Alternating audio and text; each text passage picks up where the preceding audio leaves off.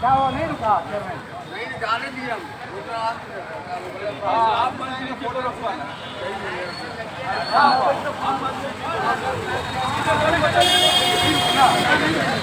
Live on है, नहीं रुके हैं। हाँ एकदम जम के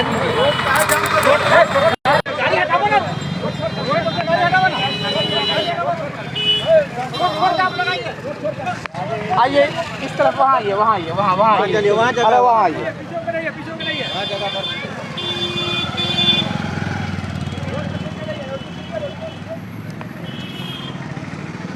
यहाँ जाइए, यहाँ जाइए, अरे यहाँ जाइए, वहाँ नहीं।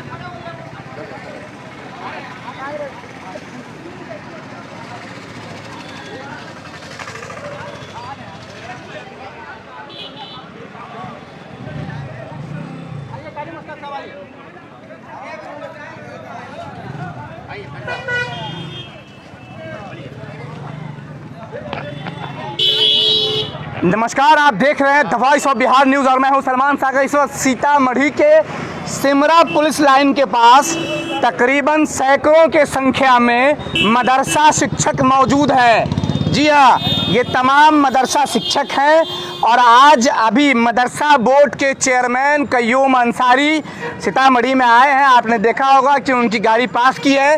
ये तमाम लोग कय्यूम अंसारी का स्वागत करने एवं सबसे बड़ा मुद्दा ये है कि सीतामढ़ी में 88 मदरसे ऐसे हैं जिनका तनख्वाह, जिनका पेमेंट पिछले 22 महीनों से नहीं दिया गया है। पिछले 22 महीनों से 88 मदरसों के टीचरों का पेमेंट नहीं हुआ है और उनमें से 3 शिक्षक की भूख के मारे, समय पर इलाज नहीं होने के कारण या फिर कह ले कि फाका कशी से मौत हो गई है। 88 मदरसा के 22 महीने के बकाये शिक्षकों के वेतन में जब उन्हें वेतन समय पर नहीं मिला, ऐसे में 3 शिक्षकों की मौत हो जाती है। मास्क लगा के रहिएगा आप लोग। ऐसे में 3 शिक्षकों की मौत हुई है और आज ये लोग अभी सीतामढ़ी के सिमरा में कय्यूम अंसारी जो चेयरमैन हैं उनके स्वागत के लिए ये खड़े हुए हैं। मैं आपको बताऊं कि मामला कुछ ऐसा है कि सबसे पहले 2015 में हाईकोर्ट में एक जनहित याचिका दायर होती है कि 88 मदरसे को फर्जीवाड़ा करके बहाल किया गया है। फिर 2015 में ही मदरसा बोर्ड ने एक एफिडेविट कोर्ट को दिया कि हमने जांच करा लिया है, मदरसे सही हैं, इसलिए इनको बहाल किया जाए और इन पर कोई रोक नहीं लगाया जाए। तो सरकार ने या फिर कह लें कि उच्च न्यायालय ने उसे मंजूरी दे दी। अब उसके बाद दोबारा क्या होता है, मैंने सब नोट किया, पॉइंट मैंने नोट किया कि 2018 के फरवरी में फिर से मदरसा के शिक्षकों पर या फिर कह लें कि 88 मदरसा से संबंधित एक जनहित याचिका दायर होती है। उसमें हाई कोर्ट सिर्फ ये कहती है कि वास्तविक स्थिति क्या है उसका पता लगाए। बस सिर्फ इतना था कि हाई कोर्ट के द्वारा ये एक आदेश आता है कि वास्तविक स्थिति का पता लगाए। बस चेयरमैन साहब कय्यूम अंसारी जो मदरसा बोर्ड के चेयरमैन हैं उनके द्वारा 88 मदरसों के शिक्षकों का वेतन बंद कर दिया जाता है और आज तक वेतन बंद है। फिर बीच में 2021 में ही फरवरी महीने में या मार्च के महीने में 16 तारीख को उन्होंने वेतन जारी करने का आदेश किया। फिर 19 तारीख को उन्होंने वेतन बंद करने का फिर से दोबारा एक लेटर इशू कर दिया। आखिर क्या है, क्या दिलचस्पी है चेयरमैन साहब को वेतन बंद करने के पीछे? आखिर चेयरमैन साहब की वो क्या मुरादें हैं जो मदरसा के शिक्षक नहीं दे पा रहे हैं, या फिर उनके द्वारा क्या मांग है? क्या उनका वो पैसा जो चाहते हैं वो नहीं पहुंच पा रहा है? क्या चेयरमैन आपसे पैसा के एवज में कुछ और चाहते हैं या पेमेंट के एवज में कुछ दूसरा वादा करवाना चाहते हैं? आखिर क्या मामला है, कौन बताएंगे क्या मामला क्या है? आप इसमें कोई शक की बात नहीं है कि 22वां महीना अब शुरू होने जा रहा है। 22 महीने से असातिज़ा की तनख्वाहें बंद हैं। गलती किसी और ने की, सज़ा उसको नहीं मिली और हम तमाम असातिज़ा बेकसूर हैं और हम लोगों की तनख्वाह पिछले रमज़ान में भी नहीं हो सकी की अदायगी हो सकी, और अभी का जो रमज़ान गया इसमें भी तनख्वाह की अदायगी नहीं हो सकी। थोड़ा बिल्कुल उर्दू में नहीं बोले, हिंदी में मिला के बोलिए, ठीक है। और नतीजा यह है कि तमाम शिक्षक की हालत बद से बदतर हो चुकी है। 3 असातिज़ा, 3 टीचर, 3 शिक्षक डेथ कर चुके हैं। उनके बच्चे की हालत बहुत गंभीर हो चुकी है। 3 शिक्षक मरे, जो 3 शिक्षकों की हालत आपने अखबारों में देखा होगा, हम लोगों ने भी देखा है कि 3 शिक्षकों की अलग अलग डेट में भूख से मौत हुई, तो उनके परिजनों ने FIR क्यों नहीं किया चेयरमैन पे? उनके परिजनों के पास इतने रकम नहीं है, पैसे नहीं है कि वो FIR दर्ज कर सकें। वो खुद खाने के हालत में परेशान है, नफसी की हालत में है। बच्चों का रमज़ान में कपड़ा नहीं हो सका, बच्चे के सही से लिबास नहीं हो सका। वो पैसे की मजबूरी इतनी है कि वो नहीं जा सकते हैं वहाँ। उनके पास पैसा FIR दर्ज करने के लिए भी पैसे नहीं हैं। क्या हुआ, क्यों इन्होंने पेमेंट बंद किया है 22-23 महीनों से? हाँ, पेमेंट बंद होने की वजह ये इल्ज़ाम लगाया कि आप लोगों पर केस है, कोर्ट में मामला चल रहा है। हम लोग जब कोर्ट में गए, वकील से जब रब्ता किया, वकील से मेरी बातचीत हुई, तो वकील ने कहा कि कोर्ट की तरफ से कहीं से कोई पेमेंट बंद करने का आदेश नहीं है। ये चेयरमैन साहब खुद अपने तौर पर पेमेंट बंद किए हैं। पता नहीं क्यों, ये बात समझ में नहीं आ रही है। चेयरमैन साहब जो मांगते हैं वो आप लोगों ने नहीं दिया क्या? नहीं, चेयरमैन साहब के तरफ से इस तरह की कोई बात सामने अब तक तो आई नहीं है। इसके डर से नहीं बोल रहे मीडिया के सामने कि चेयरमैन के हाथ में मदरसा है, सस्पेंड कर देंगे, ख़त्म कर देंगे, चेयरमैन साहब को झोला नहीं पहुंचा? इस तरह की बात अब तक हम लोगों के सामने नहीं आई है। असातिज़ा पेमेंट के लिए इंतज़ार हैं। मैं गुजारिश करूंगा मोहतरम चेयरमैन साहब से कि आप इस मेहनत करदा असातिज़ा किराम जो दिन रात सुबह शाम अपने मदरसे में ड्यूटी देते हैं, 6 घंटा मदरसे के टाइम के मुताबिक हम लोग ड्यूटी देते हैं। हमारे मदरसे का भवन दुरुस्त है, स्थलीय जांच हुई, जांच में ये हम लोगों का मदरसा बहुत बेहतर पाया गया। और इन तमाम के बावजूद हम ये सोच रहे हैं कि पता नहीं मेरी क्या गलती है, हम शिक्षकों की क्या गलती है।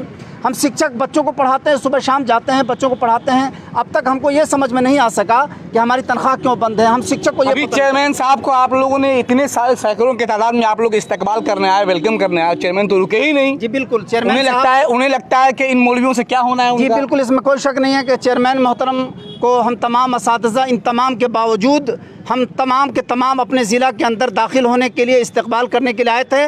उनका पुरतपाक अंदाज़ में शुभकामना करने आए थे कि हम तमाम लोग उनका इस्तकबाल करें, पूछें कि सर हम लोगों की तनख्वाह को जारी करने का कुछ ऐलान कीजिए, कुछ बात बताइए। लेकिन सर नहीं रुके। ये 88 मदरसे नीतीश कुमार ने दिए हैं या चेयरमैन ने अपने जेब से दिया है? नहीं, ये नीतीश कुमार की देन है। नीतीश कुमार के लिए तमाम शिक्षकों की तरफ से बहुत दुआएं निकल रही हैं।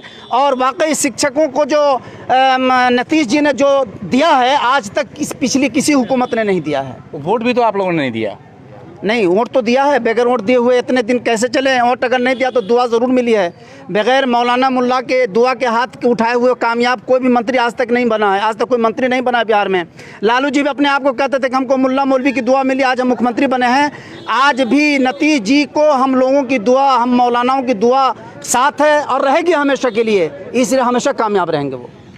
सबसे बड़ा मुद्दा यह है कि हाई कोर्ट माननीय चेयरमैन साहब को ये कहता है कि आप वास्तविक स्थिति का पता लगाइए।